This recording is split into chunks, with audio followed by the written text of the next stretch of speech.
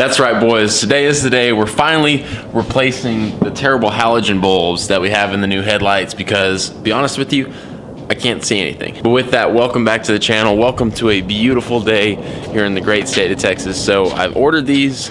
I hope they work. They're not Morimoto's, so I actually got them from like Xenon Pro, I think is the company. I don't know. We're balling on a budget here still. But over the past week, basically, haven't really been able to see because the halogen bulbs in there are laughably bad. Like, honestly, they're terrible. So really needs to get fixed because driving at night, you know, I do that. So small things. But also we got to clean the truck today because it is an absolute wreck. And I'm moving back to school in 3 days. 3 days. I know I've said I'm going to give you an update and I keep forgetting. So discount tire situation, obviously. So we got a new wheel on the old tire still. Wheel is fixed. The hub is exchanged. So discount tire took care of everything. They were very eager to help. So thank you. Shout out to them. Torque your lugs. Now, it may not be Morimoto's, but the packaging is still pretty sweet. So here is the bad boys themselves, the HIDs. So I got 6Ks and 55 watt ballast. So if you don't know, 55 watt ballast takes it down about 1,000 Kelvin. So we're looking at about 5K probably.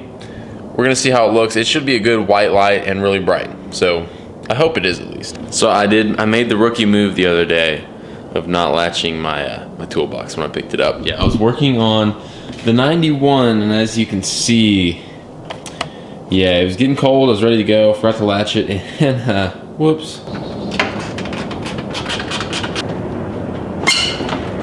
Bingo.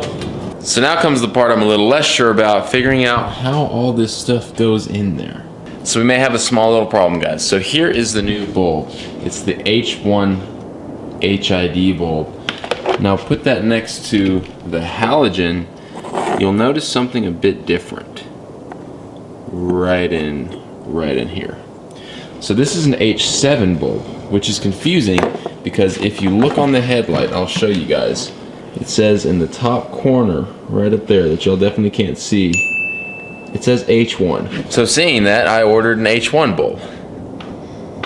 And it don't work. So I was gonna see if I could modify the headlight bulb to make it work, but I don't think it's gonna happen. So I guess we're just gonna have to mail these back and get H7s in. That's so good. Why put H1 on the light if it's not an H1? Dang it. Goodness gracious. So headlights are gonna wait a little bit, I guess, unfortunately. But I think we're gonna work on the motor a little bit. Pull the rod caps off, see which one decided to go spinny. Dun dun dun! Inside the 4.6 liter V8. So, as you can see, I've taken some of the main bearing caps off and they look just fine. There's some oil and stuff on there, but there's nothing wrong with those. So it's gonna be one of these boys on here, the rod bearing, or the rod caps. Something in there is not right. We're hoping that we can get lucky. And by get lucky, I mean I'm just gonna have to throw a new set of bearings in there and we can call it quits. I know, so the correct procedure, pull everything off, get stuff machined, do it the right way, but we may be able to avoid that and do it kind of the wrong way, but if it works, then y'all won't tell anybody, right? So I don't know much about, you know, what things are supposed to look like. It's the first time building a motor, but I'm not sure about this. It almost looks like, it's been pretty hot. So maybe that one's not good. More to come though. So, I don't know much, but I found the problem. If you look at this, this is what the rod bearing looks like. If you can see that channel in the middle, yeah, that's not supposed to be there. Luckily though, our crank, nothing. I'm probably using awful terminology, so forgive me. I'm new to this, but I'm trying. Now, please leave in the comments below, is that normal? Because I have not loosened this one yet, and it's, So for reference, here's what a good bearing looks like. I'll put it down so I can show you. That is a good bearing. That is a bad bearing. See the difference there? Yeah. So that's the problem. If that's the only one, then our job just got easier, but I think I'm gonna replace all of them. So good news is you can't really tell which side the bad one is on. So this is where the bad bearing was. This is the good bearing. It looks just fine, so I think we're gonna be okay. Well, it was looking really good until we got to the last two, and now it's really bad. So here is the bearing from the very last one, and it is absolutely destroyed, but it gets worse. Here's the crank under that. Look at how much it has eaten away at the crankshaft. It is just, it's really, really bad.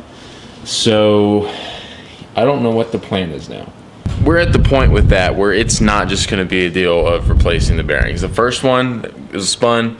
We could have gotten away with it. Now we're looking at like a crank, because this is not, that's not going to fly, and I don't think we can machine that down enough to make it work, because that's a good 32nd of an inch. Like it's not a small little thing that's eaten away. So that's where we're at. So we may not be building this motor. This motor might just be kind of junk. So make some cool artwork. I don't know. But at the end of the day, I paid $100 for this motor. I knew it had a knock, but I was gonna build it, fix it up, you know, what the heck, $100. But for $2,000, I can get a running GT. Pull the motor out, rebuild it. That might be the way we're gonna go, because at this point, this motor is probably not worth building. I don't really want to do forged internals on a 2-valve, because I'm spending a lot of money for like 400 horsepower. So yeah, we're gonna consult some experts here, but I'm thinking this motor's a goner. I say that, but if you wanted to put a crank and all that in there, it'd be fine. But if you want it, hit me up. I'll sell it to you for cheap. So we're not getting anywhere with the Mustang today. We're just gonna end up buying a running one, make life easier. So we're gonna go work on the 91 Ford. We're getting so close to getting it running. I got it to fire the other day on brake clean, because we're having problems with the fuel pump and the ignition again. Never ends, but it did sound good on brake clean, as good as it can at least. But today, hopefully, we can figure it out. So before we go work on the truck, I do have to stop by the detail garage and get some stuff to clean it, because it's a wreck. I also got to stop by work. Yesterday was actually my last day, but I got to stop by one more time. Maybe we'll say goodbye to the GT. We'll see. It's an overpass, boys. You know what that means. Ready, go! Boys, enjoy the last view of the GT, because when it's gone, it's gone. So I'm going to preface this by saying I'm very sorry about the wind. It's insane today, but we got not so fun things to do. So yes, I am sitting in the 91 just to get out of the wind, but we're dropping the tank on the 11 today to fix the problem we're having with starting it. Well, hopefully we are. And then we're gonna work on this thing, try to figure out what's going on with it, because I'm ready to be done with it. Update. I really hate sending units. So I took a little different approach this time, and it worked. I kind of got it out. The old new sending unit came out in 2 pieces. Well, really it's only come out in 1, because the whole surround down there, that's still in the tank. I can't get it out. But basically what I had to do is, this is the part that failed on the OEM one, which is this right here. So I took the new part off of that piece of junk, because it works. Put it on the OEM tank and pump and all that. We're gonna put it back in. It's this little plastic surround piece that's still in there. I'm having to fight to get it out, and I don't really have much room under there, because I didn't lift the bed off to pull the tank all the way out this time, which worked great. I mean, I got the tank down and I got that almost out in like half an hour. But then it's been so long trying to get this thing all the way out. Sending units they won't give me a break. They just won't. Boys, we got it. It's in, and it was not much more fun than the last time we did it, but I hope it starts. Better start. All right, moment of truth. So the fuel gauge does work. I did test that already. It's the OEM pump. Please work.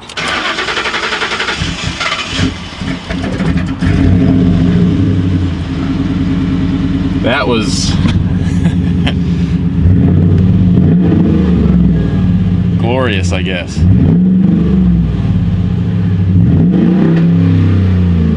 think we're okay. All right, so the big moment of truth, will it start again? That's what we were having problems with.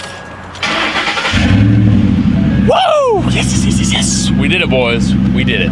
Oh, it feels good to win. It's been a long, interesting day, especially with the Mustang motor and the sad news, but we'll have good news soon on that. Hopefully sooner rather than later, but there seems to be a trend going on. Also, the 91, I have absolutely no idea, and it's baffling me, so that's basically where we stand. But with that, it is time to end. I hope y'all enjoyed today's video, and thank y'all so much for watching. And for those of you who have subscribed, it really means a lot. And if you haven't, go click that subscribe button. But until next time, y'all take it easy, have a good one, and I'll catch y'all in the next video.